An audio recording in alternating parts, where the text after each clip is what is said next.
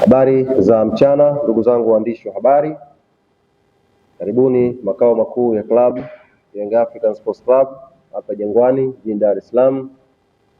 Mchana huu tumewaita, yako mambo machache ambayo uongozi wa klabu Young Africans umeona ni vyema wanachama, mashabiki na wapenzi wa klabu hii, lakini na umma kwa ujumla waweze kuyafahamu.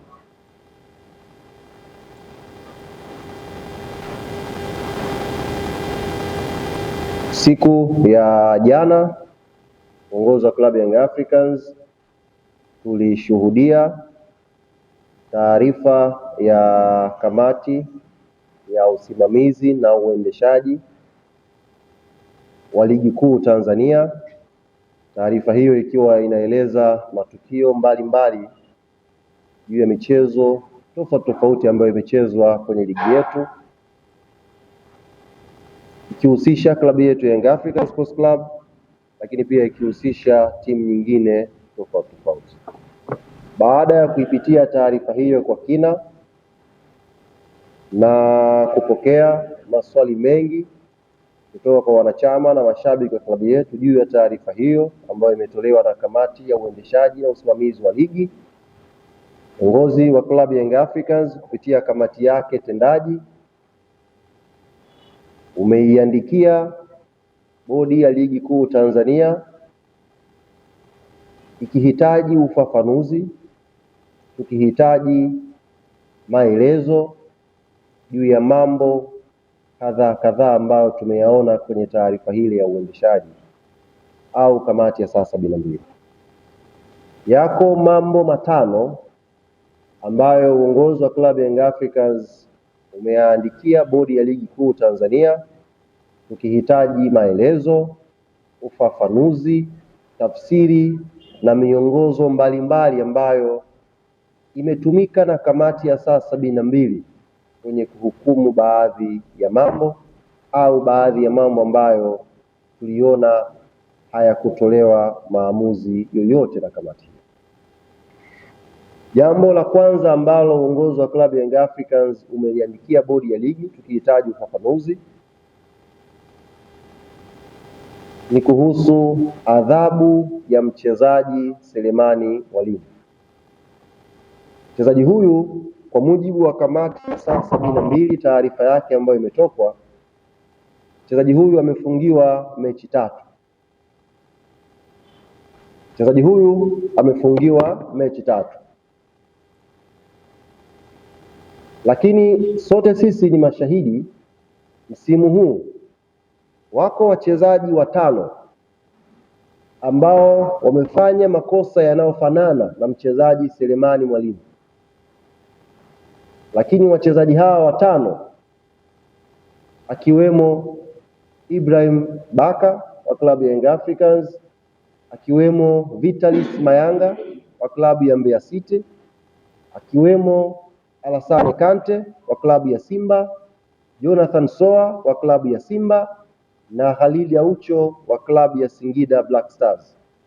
Wachezaji hawa 5 wamefanya makosa yanayofanana na mchezaji huyu Selemani Mwalimu. Lakini tumeona kamati ya saa 72 ikihukumu kwa kanuni tofauti juu ya adhabu za matukio yao.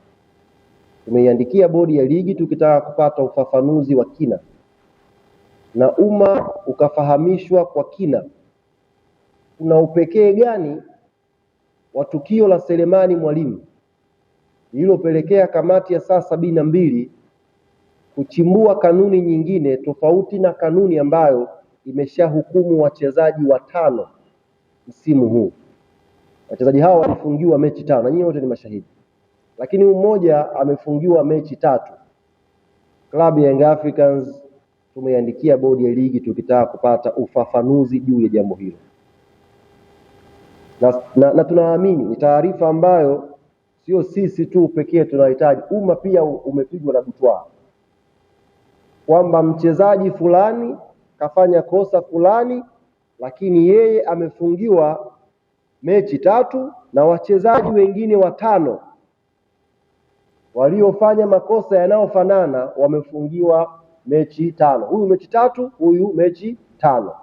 Upekee hiyo sayansi ambayo imetumika hapo katikati tumetaka kupata ufafanuzi wake. Kwa nini wachezaji hawa 5 kanuni iliyochukuliwa ni nyingine, na kwa nini Selemani Mwalimu kanuni iliyochukuliwa ni nyingine? Jambo la pili ambalo uongozi wa klabu ya Young Africans tumeiandikia bodi ya ligi. Jambo la pili, kamati ya saa 72 kama ambavyo kanuni zinatueleza,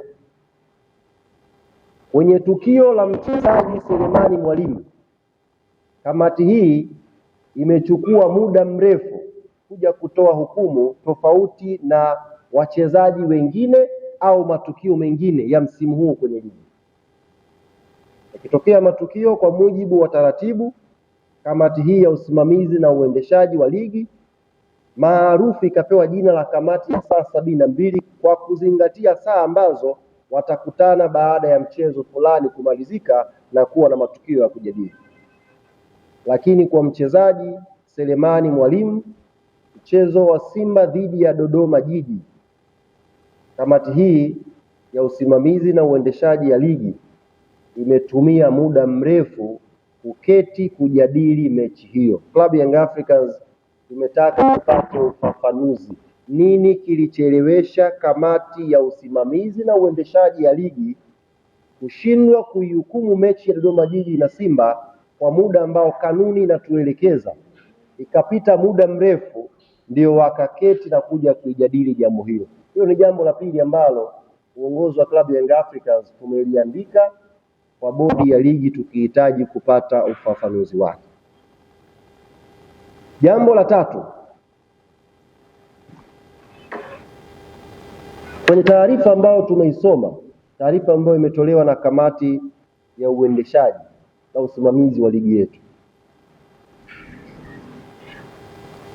kwenye mchezo kati ya Simba na Yanga, mchezo kati ya Yanga na Simba, kwenye mchezo kati ya Yanga na Simba uliofanyika New Amani Complex, kamati imeeleza waamuzi wasaidizi namba 1 na namba 2 wamekutwa na hatia kwa kushindwa kutafsiri sheria namba 11, sheria ya offside.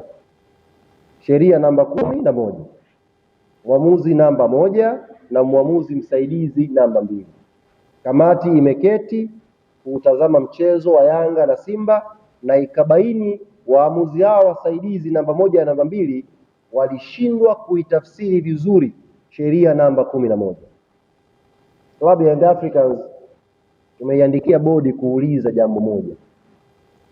Kama waamuzi hao wasaidizi namba 1 na namba 2 wote wamekutwa na hatia kwa kosa moja la kushindwa kutafsiri sheria namba 11, na taarifa ya kamati imeeleza waamuzi hao wamehukumiwa kwa kanuni inayofanana, kanuni ya 42.1.18. Je, imekuwaje mmoja afungiwe miezi 6, mwingine afungiwe miezi 3?